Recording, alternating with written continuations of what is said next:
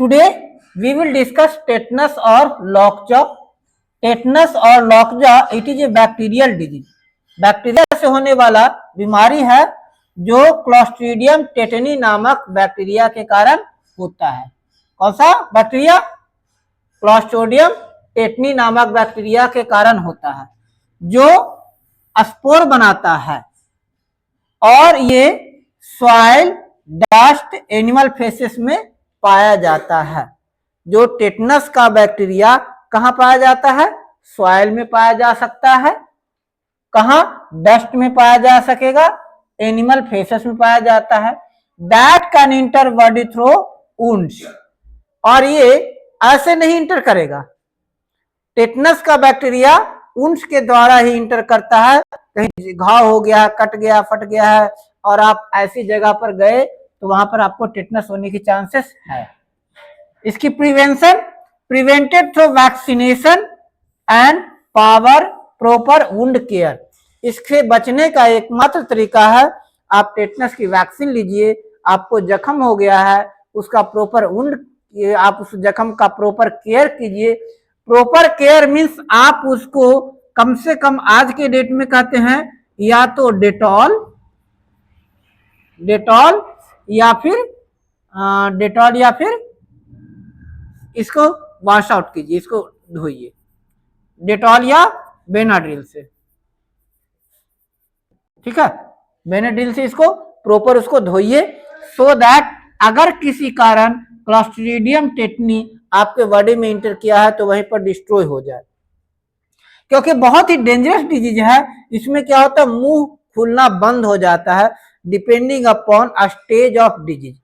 कम खुलेगा, ऐसे भी अगर मुंह पूरा नहीं खुल रहा है तो ये सिम्टम समझ लेना चाहिए कि हमें बीमारी हो गई है। धीरे धीरे करके मुंह खुलना बंद हो जाता है इस डिजीज में। इसके प्रिवेंशन का तरीका पहला तो है टेटवैक। उससे भी बढ़िया तरीका है कि अगर कहीं कट फट जाए, जख्म हो जाए, तो आप बेनाड्रिल या डेटॉल से उसको धोते रहिए, साफ करते रहिए, आपको बीमारी नहीं होगी। आगे इसके लिए बचपन में ही इम्यूनाइजेशन प्रोग्राम होता है, वैक्सीन इम्यूनाइजेशन जो रूटीन होता है बच्चों को लगने वाली जो टीका लगता है, सुई लगता है, वो लगवाने चाहिए पूरी तरह से। और बाद में इनकी बूस्टर शॉट्स भी लगा दिया जाना चाहिए ताकि इम्यूनिटी डेवलप हो सके। और हर डिजीज से बचने का सबसे बढ़िया तरीका है you must have proper balance diet.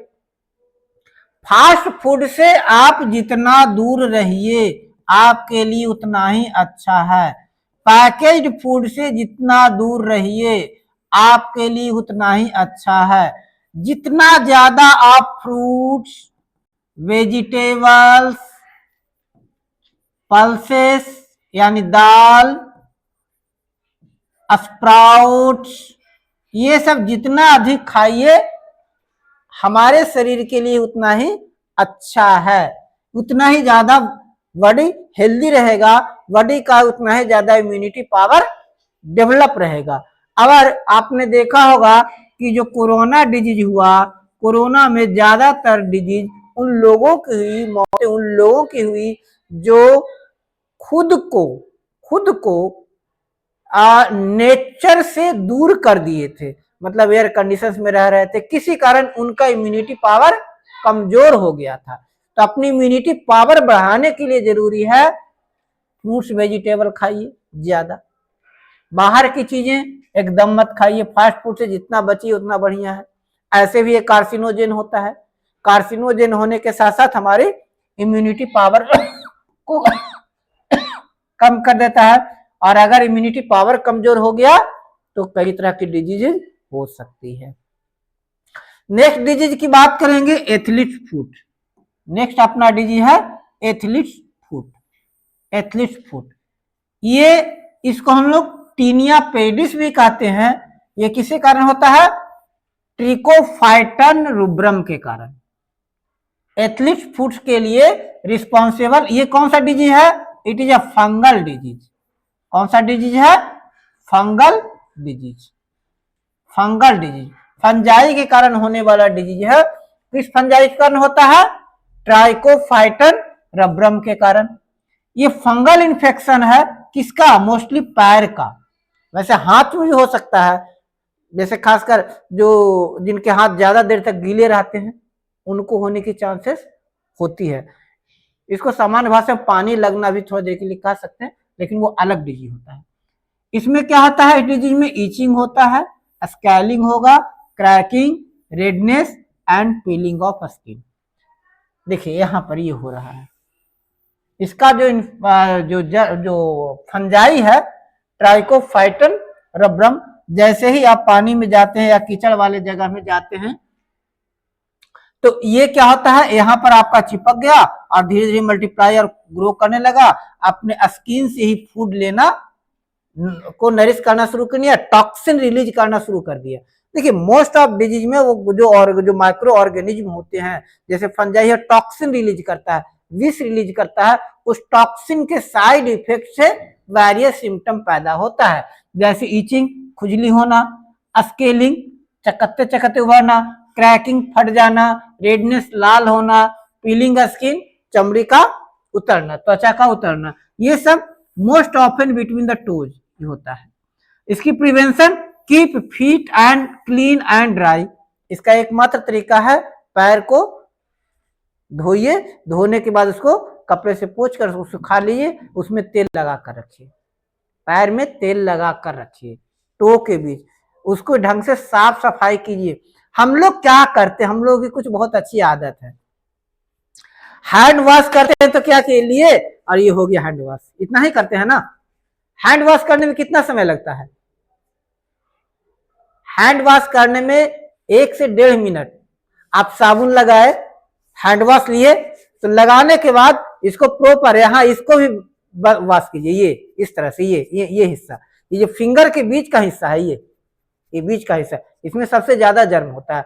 फिर इसको इस तरह से कीजिए, ये रगड़िए ऐसे, तो इससे क्या होगा, नेल्स के बीच आपका जो हैंड वॉश है वो जाएगा और उसके बीच अगर कोई जर्म पनप रहा होगा तो वो मर जाएगा। उसके बाद इसको पूरी तरह से ये रगड़ना है, यानी ये जो हिस्सा है ना नेल्स के बीच का, ये होना चाहिए। उसी तरह अगर पैर धोते हैं तो पैर का भी जो टोज है उसको भी बढ़िया से ऐसे कम रगड़ लेना चाहिए, इस तरह से रगड़ लेना चाहिए। पैर के बीच साबुन लगाइए, साबुन लगाइए और साबुन लगाकर इसको इस तरह से इसको रगड़िए, कम से कम शाम में तो जरूर, शाम में तो डेफिनेट, क्योंकि शाम में क्या होते हैं, गए आराम के, और अभी अब तो और जाड़े का मौसम आ गया, जाड़े का मौसम आ गया तो कुछ लोगों की आदत होती है सॉक्स पहनने की।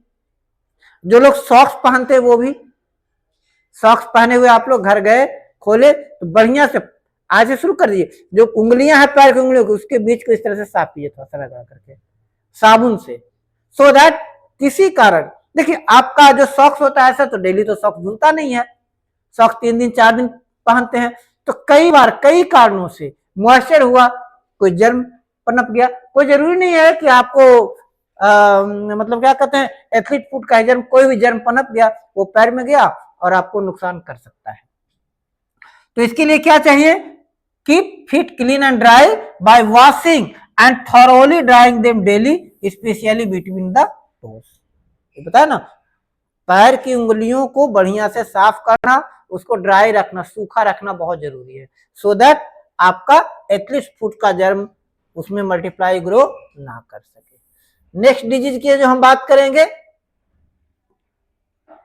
Jack etch.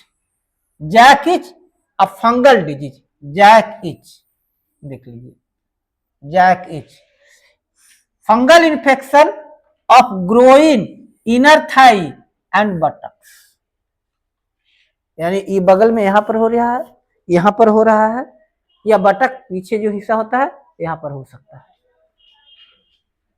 Medically known as tinea cruris, called itchy red often ring shaped rashes. ठीक है, इसको हम मेडिकली किस नाम से जानते हैं, टीनिया क्यूरिस के नाम से।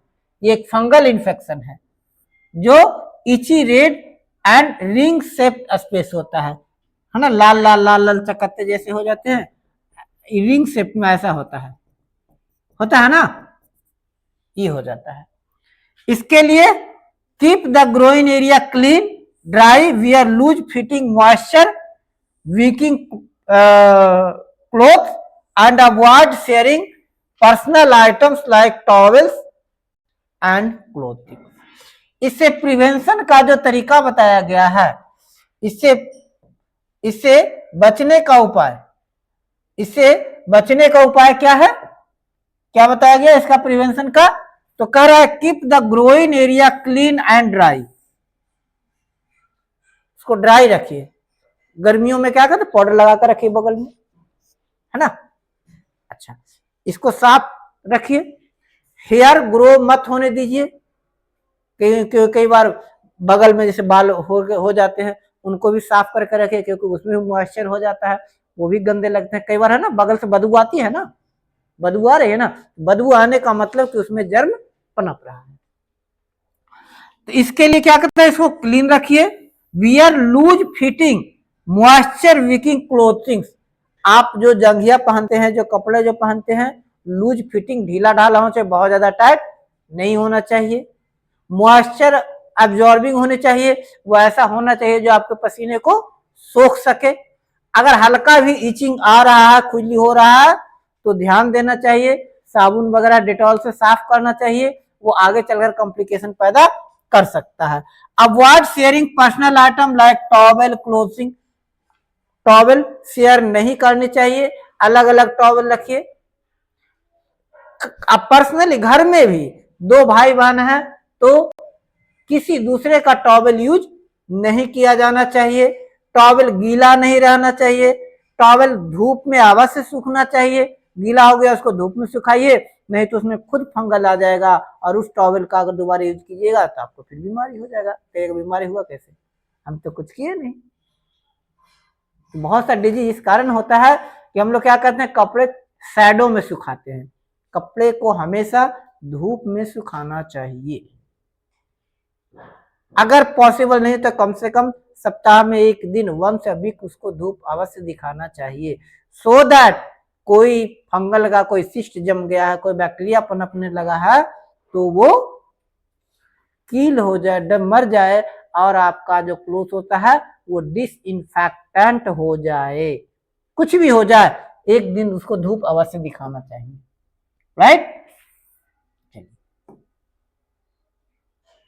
आगे नेल फंगस, अब आ रहा है नेल फंगस। देखिए इसका नाखून जो है ना, देखिए है नाखून अलग तरह का, ये नाखून ये किसके कारण हो रहा है, नेल फंगस के कारण हो रहा है, नेल फंगस के कारण हो रहा है। कितना भद्दा लग रहा है। Infection of the nail begins as white और yellow brown spot under the tip of finger nails और टो नेल्स। पहले किस रूप से होता है, व्हाइट और येलो ब्राउन स्पॉट, ये जो नाखून के बीच की हिस्सा है ना, यहाँ पर सफेद सफेद धब्बा होने लगेगा, या भूरे भूरे रंग का, पीले रंग का धब्बा धीरे धीरे होने लगेगा। फिर धीरे धीरे होते होते क्या करे, नाखून को सड़ा देगा, ये नाखून को सड़ा देगा, ये नाखून खराब हो गया है। As fungal infection go deeper, nail में discolour, thicken, crumble at the edges. क्या हो सकता है, डिसकलर हो सकता है। देखिए डिसकलर हो गया है ना, पीले किले कितना गंदा कलर दिख रहा है, कहीं ब्लैक स्पॉट्स है, कहीं येलो है, कहीं दूसरे कलर, अलग अलग कलर का दिख रहा है। थिकर, ये मोटा हो जाता है। And crumble at the edges, और इसका किनारे देखिए फटा फटा सा नहीं है, ये देखिए फटा फटा सा है ना, ये किनारे, ये हिस्सा, ये तो क्रम्बल हो जाएगा, थिकर हो जाएगा। Nail fungal can affect several nails, fungi trichophyton rubrum, कौन सा, T rubrum and T mentagrophytes are responsible for nail fungus. जो नेल फंगस है वो दो, या तो टी रब्रम होगा या टी मेंटाग्रोफाइट, ये दो ऐसे फंजाई है जो हमारे नेल्स को काफी ज्यादा नुकसान करते हैं, नेल कमजोर हो जाते हैं। और आपको पता होना चाहिए कि सिर्फ नेल ही नहीं है, नेल के नीचे ब्लड वेसल्स है, प्रोबेबिलिटी है कि ये फंजाई अगर ज्यादा बढ़ गया तो ब्लड के थ्रू बॉडी के अदर हिस्सों में जाकर वहां भी ये नुकसान कर सकता है, इसीलिए इसको बचाकर रखना चाहिए। Prevention, keep hands and feet clean and dry again, इसका तरीका हर चीज में देखिए कॉमन, क्या बॉडी को क्लीन एंड ड्राई रखिए। नेल्स पे भी, अब हमारी बेटियां नेल पेंट करती हैं, नेल पेंट करती हैं, नेल पेंट अगर करती हो तो कम से कम एक बार नेल पेंट करने के बाद 2 दिन तक उसको नेक्ट रखिए, उस पर नेल पेंट मत करिए। ऐसा नहीं कि नेल पेंट किए फिर उसको थोड़ा सा रिमूव किए फिर नेल पेंट कर दिए, फिर रिमूव किए फिर नेल पेंट कर दिए, ऐसा तो कदापि नहीं रहना चाहिए। कम से कम 1 दिन के लिए उसको फ्री छोड़ना चाहिए। इसका 2 फायदा होगा, आपकी इस नेल को भी ऑक्सीजन की आवश्यकता होती है, आप उसको तो पेंट लगा करके बेचारा का ऑक्सीजन उसको दे नहीं रहे हो, तो रीजन क्या होगा, ऑक्सीजन नहीं है, क्या होगा पॉसिबिलिटी ट्राइकोफाइटन रबरम या ट्राइकोफाइटन मेंटाग्रोफाइट, यानी नेल फंगस वाला फंगस वो ग्रो करेगा, उसका बड़ा प्यारा चीज वो जगह होता है। ऐसे हम लोग को उससे आपको अच्छा लगता है, जो नेल पेंट होता है उसकी खुशबू अच्छी लगती है कि बुरी लगती है? अच्छी लगती है, हमें तो बुरी लगती है खासकर। अच्छा, जो नेल रिमूवर आता है, स्पिरिट नेल रिमूवर आता है ना, है ना, हाँ, तो वो अच्छी लगती है। यानी आप लोग क्या हो टी रबरम या टी मेटाग्रोफाइट्स हो, क्योंकि उसको बहुत अच्छा लगता है। चलो यार अच्छा है, क्यों, उसको छुपने की जगह मिल जाती है, उसमें दिखेगा नहीं ना, उसमें दिखेगा नहीं, अंदर ग्रो करेगा। Wear clean and breathable socks and shoes, आ गया ना। पैर में ज्यादा क्यों होता है, पैर में ज्यादा क्यों होता है, क्योंकि काफी देर तक हम लोग शूज सॉक्स पहने रहते हैं, सॉक्स पहने रहते हैं। सॉक्स 2 से 3 दिन, 2 दिन कंटिन्यू लगातार, बहुत से लोग होते हैं बच्चे लगातार सॉक्स पहने जा रहे 2 दिन के बाद सॉक्स को धो दीजिए, चेंज कर दीजिए, 2 दिन के बाद उसको धो कर धूप में सुखाइए। सॉक्स को हमेशा धूप में सुखाना है, सॉक्स को तो छाया में भूल कर ही मत सुखाइए, सॉक्स को हमेशा धूप में सुखाइए। ऐसा नहीं कि 10 मिनट धूप में रखे, उसको सुखाइए और वो थोड़ा सा गर्म होने दीजिए सॉक्स को, सो दैट अगर कोई फंगल सिस्ट बना है वो डिस्ट्रॉय हो जाए। Avoid walking barefoot in public area like pools, locker room, trim nails straight across. कह रहा है क्या कि पब्लिक एरिया में नंगे पांव नहीं जाना चाहिए। पब्लिक एरिया मतलब स्टेशन पर या कहीं जा रहे हैं तो देखिए उस एरिया में नहीं जाइए जहां पर टॉयलेट किया हुआ हो, जहां पर कोई भी गंदा पानी ड्रेन बह रहा हो, उसको अवॉइड किया जाना चाहिए, है ना, उस एरिया में जाने से बचना चाहिए।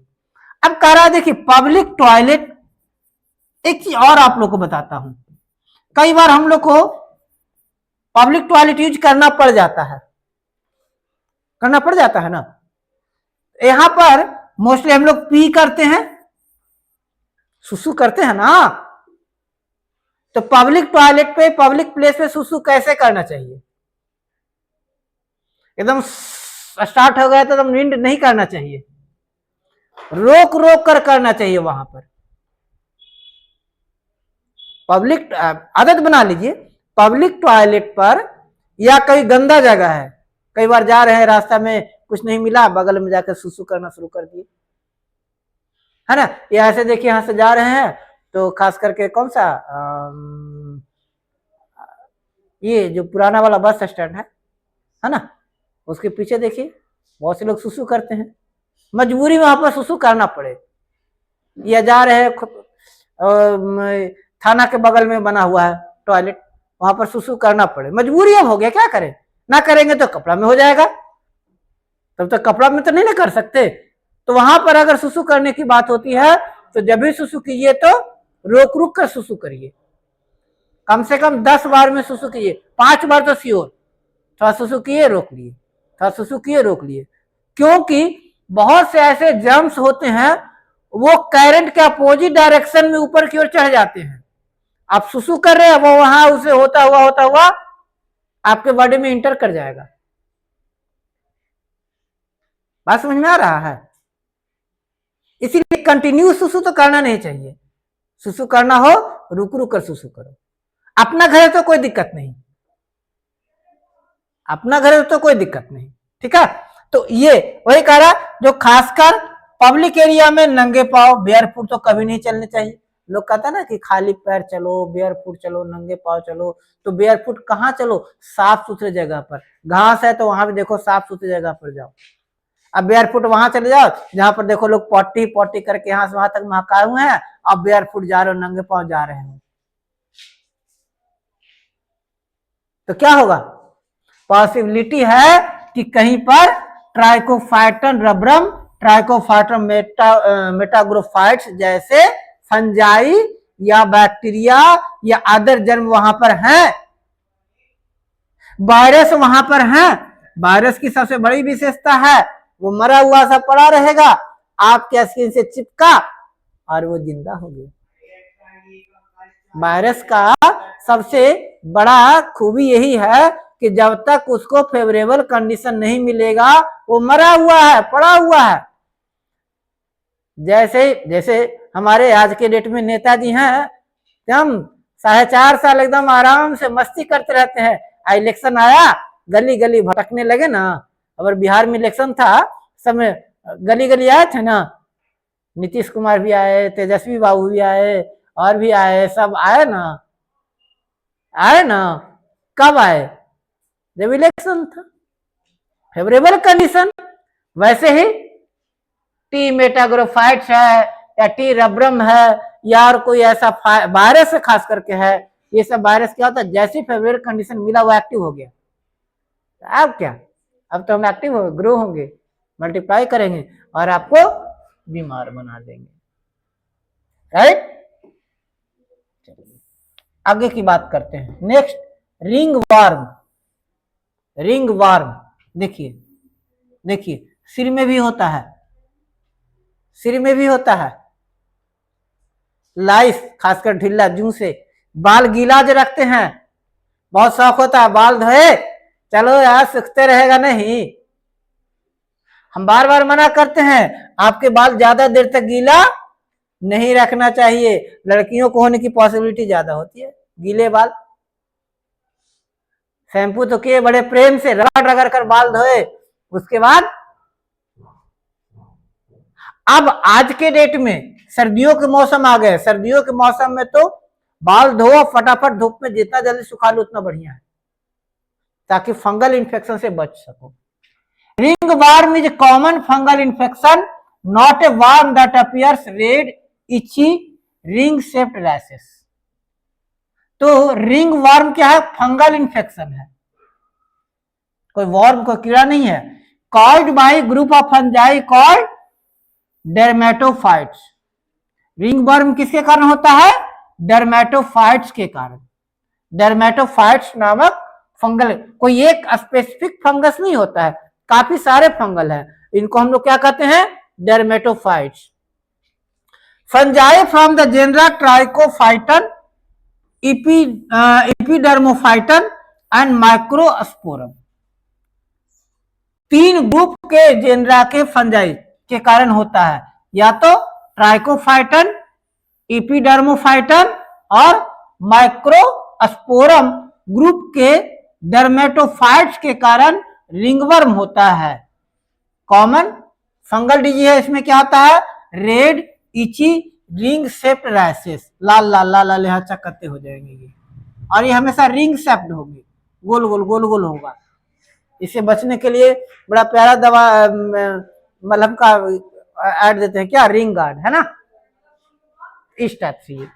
Prevention, practice good personal hygiene, keep skin clean and dry, avoid sharing personal items like towels, clothing, sports gear etcetera etcetera. Her disease का एक ही तरीका, क्या कि आपको डेफिनेटली आवश्यक रूप से क्या करना है, अपने बॉडी को क्लीन रखना, साफ सुथरा रखना है, साफ सुथरा कपड़ा पहनना है, पर्सनल आइटम क्लीन रखना है, जिसके कारण ताकि आप इन डिजीज से बच सके। और फिर वही चीज, जो कपड़े हैं उनको सप्ताह में एक दिन कम से कम अवश्य धूप में सुखा लिया जाना चाहिए। चलिए नेक्स्ट क्लास में बात, चलो एक और है उसके बाद बात करेंगे। Diphtheria, next disease is diphtheria caused by bacteria corynebacterium diphtheriae. क्या डिप्थीरिया किसके कारण होता है? बैक्टीरिया कोरिनेबैक्टीरियम डिप्थेरी, ये प्रोड्यूसेस एक टॉक्सिन बनाता है, toxin that causes formation of thick grey membrane in the nose and throat. जो बैक्टीरियम कोरिनेबैक्टीरियम डिप्थेरी है, ये क्या म्यूकस बनाता है, टॉक्सिन बनाता है, जहरीला पदार्थ बनाता है। यह है ना जहरीला, व्हाइट व्हाइट सा ये जीभ पर जमा हो जाता है। आप डॉक्टर के यहाँ जाते हैं ना, पहले कहते दिखाओ जीभ, दिखाओ जी, तो जीभ में देखते हैं कि कहीं कहीं उनके जीभ टंग पर कोई थिक ग्रे मेम्ब्रेन तो नहीं बन रहा है, कहीं कोरिनेबैक्टीरियम डिप्थेरी जैसा कोई जर्म तो नहीं पनप रहा है, making difficult to breathe and swallow it through airborne droplets. It is spread through airborne droplets from infected person, cough और sneeze. अब हर बीमारी से बचने का सबसे बढ़िया तरीका 3 हाथ की दूरी है बहुत जरूरी, 3 हाथ की दूरी है बहुत जरूरी, किसी से भी 3 हाथ दूर रहना। क्यों? ताकि अगर वो स्नीज करे, अगर वो कफिंग करे, तो जो ड्रॉपलेट्स के द्वारा आपका कोई बैक्टीरियम, क्रायोनोबैक्टीरियम डिप्थेरी जैसा जर्म आपके बॉडी में इंटर नहीं कर जाए। इसका प्रिवेंशन डीपीटी वैक्सीन, डीपीटी किससे बचने के लिए दिया जाता है? D for diphtheria, P for polio, T for tetanus. इसका है ना, देखिए डिप्थेरिटिक मेम्ब्रेन बन जाता है, और यह है कोरिनेबैक्टीरियम डिप्थेरी, यही बैक्टीरिया है कोरिनेबैक्टीरियम डिप्थेरी। ये बैक्टीरिया गया और आपको बीमार बना दिया। ठीक है, चलिए that's all for today. In the next class we will study what? Protozoan diseases.